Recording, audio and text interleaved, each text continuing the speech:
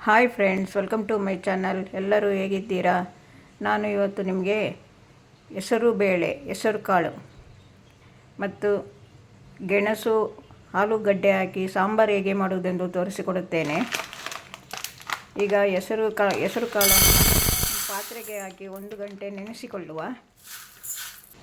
ಈಗ ಇದಕ್ಕೆ ನೀರು ಹಾಕಿ 1-2 ಸಾರಿ ತೊಳೆದುಕೊಳ್ಳುವ. ಇದರಲ್ಲಿ ಕಸ ಧೂಳು ಎಲ್ಲ ತುಂಬ ಇರುತ್ತದೆ, ಹಾಗಾಗಿ ತೊಳೆದುಕೊಳ್ಳಬೇಕು. ಇದನ್ನು ನೀರಾಕಿ 1 ಗಂಟೆ ನೆನೆಸಿಕೊಳ್ಳುವ. ಇದರಲ್ಲಿ ತುಂಬ ವಿಟಮಿನ್ಸ್, ಖನಿಜ, ನಾರಿನಂಶ ಎಲ್ಲ ಇದೆ. ಯಾವುದು ಇಲ್ಲ ಅಂತಿಲ್ಲ, ಎಲ್ಲ ಇದೆ ಹೆಸರು ಕಾಳಿನಲ್ಲಿ. ಇದನ್ನು ದಿನವೂ ಉಪಯೋಗ ಮಾಡಿದರೂ ತುಂಬ ಒಳ್ಳೆಯದು. ಹಾಗಾಗಿ ಇದರ ಸಾಂಬಾರು ಹೇಗೆ ಮಾಡುವುದೆಂದು ಇವತ್ತು ತೋರಿಸಿಕೊಡುತ್ತೇನೆ. 2 ಆಲೂಗಡ್ಡೆ ತೆಗೆದುಕೊಂಡಿದ್ದೇನೆ.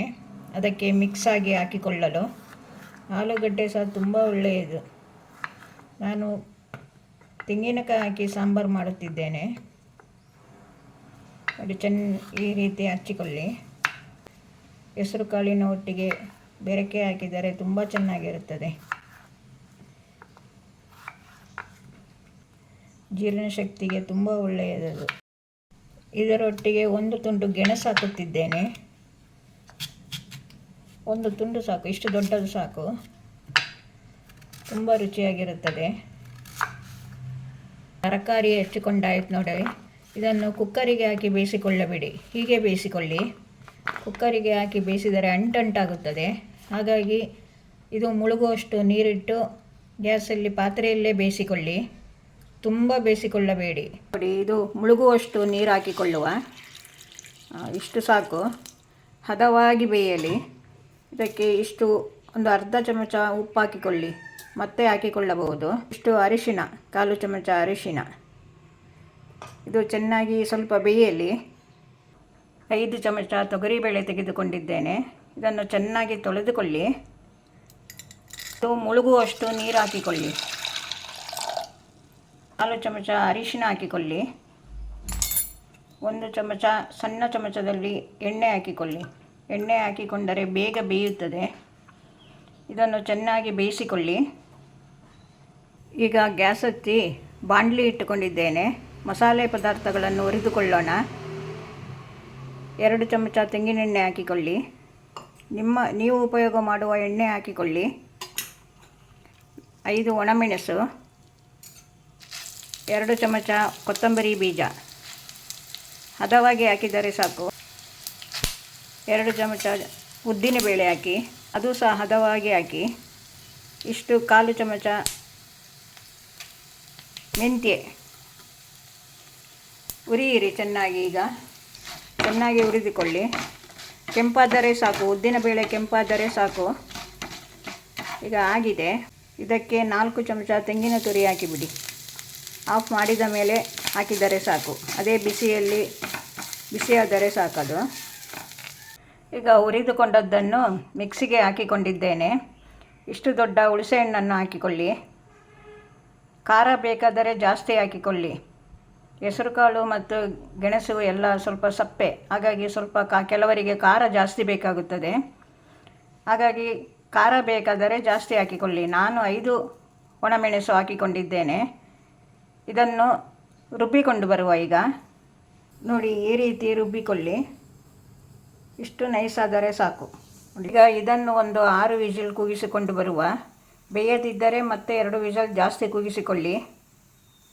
ಬೇಯಿಸುವಾಗ 1/4 ಚಮಚ ಇಲ್ಲ ಅರ್ಧ ಚಮಚ ಉಪ್ಪು ಹಾಕಿಕೊಂಡು ಬೇಯಿಸಿಕೊಳ್ಳಿ. ಉಪ್ಪು ಹಿಡಿಯಬೇಕಲ್ಲ ಅದಕ್ಕೆ, ಹಾಗಾಗಿ ಅರ್ಧ ಚಮಚ ಉಪ್ಪು ಹಾಕಿ ಬೇಯಿಸಿಕೊಳ್ಳಿ. ಹೆಸರು ಕಾಳು ಬೆಂದಿದೆ ನೋಡಿ, ಈ ರೀತಿ ಬೇಯಬೇಕು. ಬೇಯದಿದ್ದರೆ ಚೆನ್ನಾಗಿರುವುದಿಲ್ಲ ಸಾಂಬಾರು, ಹುಳಿ.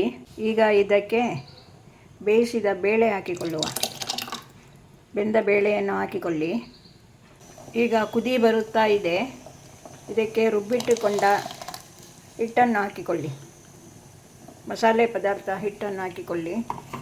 ಸ್ವಲ್ಪ ನೀರು ತೊಳೆದು ಹಾಕಿಕೊಳ್ಳಿ. ನಿಮಗೆ ಎಷ್ಟು ದಪ್ಪ ಬೇಕೋ ಅಷ್ಟು ತೆಳು ಮಾಡಿಕೊಳ್ಳಿ. 1 ತುಂಡು ಬೆಲ್ಲ ಹಾಕಿಕೊಳ್ಳಿ. ನಿಮಗೆ ಬೇಕಾದರೆ ಹಾಕಿಕೊಳ್ಳಿ. ಬೆಲ್ಲ ಹಾಕಿದರೆ ರುಚಿ ಇರುತ್ತದೆ, ಆರೋಗ್ಯಕ್ಕೆ ಸಹ ಒಳ್ಳೆಯದು.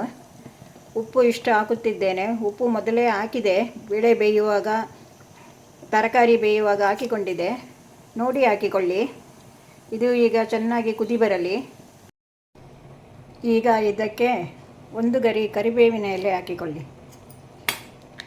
ನೋಡಿ ಕುದಿಯುತ್ತಾ ಬಂದಿದೆ. ಇದು ಹುಳಿ ತುಂಬ ಚೆನ್ನಾಗಿರುತ್ತದೆ. ಬೇಳೆ ಮತ್ತು ಹೆಸರು ಕಾಳು ಹಾಕಿ ಮಾಡಿದ ಹುಳಿ ತುಂಬ ಚೆನ್ನಾಗಿರುತ್ತದೆ ನೋಡಿ. ಇದು ತುಂಬ ನೀರು ಮಾಡಿಕೊಳ್ಳಬೇಡಿ.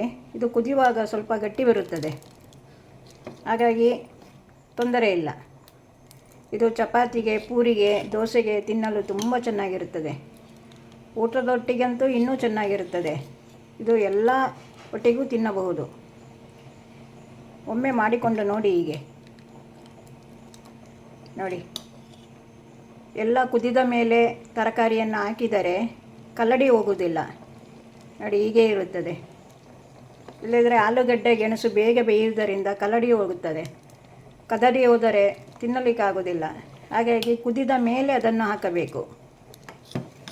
ಬೇರೆ ತರಕಾರಿಯನ್ನು ಹಾಕಿದರೆ ತೊಂದರೆ ಇಲ್ಲ. ಒಟ್ಟಿಗೆ ಆಲೂಗಡ್ಡೆ ಮತ್ತು ಗೆಣಸನ್ನು ಹೆಸರು ಕಾಳು ಕುದಿದ ಮೇಲೆ ಹಾಕಿ, ಕುದಿ ಬಂದ ಮೇಲೆ ಹಾಕಬೇಕು. ಈಗ ಇದು ಆಯಿತು. ಗ್ಯಾಸ್ ಆಫ್ ಮಾಡಿಬಿಡಿ. ತುಂಬ ಕುದಿ ಬಂದರೆ ಅಡಿ ಹಿಡಿಯುತ್ತದೆ. ಇದು ನೋಡಿ, ಇಷ್ಟು ಬಂದರೆ ಸಾಕು. ಇದು ಆರಿದಾಗ ಗಟ್ಟಿಯಾಗುತ್ತದೆ. ಈಗ ಇದಕ್ಕೊಂದು ಒಗ್ಗರಣೆ ಕೊಡುವ. ಇನ್ನು ನೋಡಿ ಎಷ್ಟು ಒಳ್ಳೆ ಬಂದಿದೆ ನೋಡಿ. ಈ ರೀತಿ ಬರಬೇಕು. ನಿಮಗೆ ನೀರು ಬೇಕಾದರೆ ಸ್ವಲ್ಪ ತೆಳು ಮಾಡಿಕೊಳ್ಳಿ. ತುಂಬ ತೆಳುವಾದರೂ ಚೆನ್ನಾಗಿರೋದಿಲ್ಲ. ಇಷ್ಟಿರಬೇಕು ನೋಡಿ, ಈ ರೀತಿ. ಈಗ ಒಗ್ಗರಣೆಗೆ 1 ಚಮಚ ಎಣ್ಣೆ ಹಾಕಿಕೊಳ್ಳಿ. ಸಾಸಿವೆ, ಮೆಣಸು ಕಟ್ ಮಾಡಿ ಹಾಕಿಕೊಳ್ಳಿ. 1 ಗರಿ ಕರಿಬೇವಿನ ಎಲೆ. ಇಷ್ಟೇ ಒಗ್ಗರಣೆಗೆ ಹಾಕಬೇಕು. ಟನ್ನಲ್ಲಿ ಉದ್ದಿನಬೇಳೆ ಅದೆಲ್ಲ ಹಾಕಿಕೊಳ್ಳಬೇಡಿ. ಹುಳಿಗೆ ಅದೆಲ್ಲ ಹಾಕಬಾರದು. ಇಷ್ಟೇ ಹಾಕಬೇಕು. ತುಂಬ ಚೆನ್ನಾಗಿರುತ್ತದೆ. 2 ಚಿಟಿಕೆ ಹಿಂಗು ಹಾಕಿಕೊಳ್ಳಿ. ಪುಡಿ, ಹಿಂಗಿದು ಪುಡಿ ಇದು ಸಾಕು.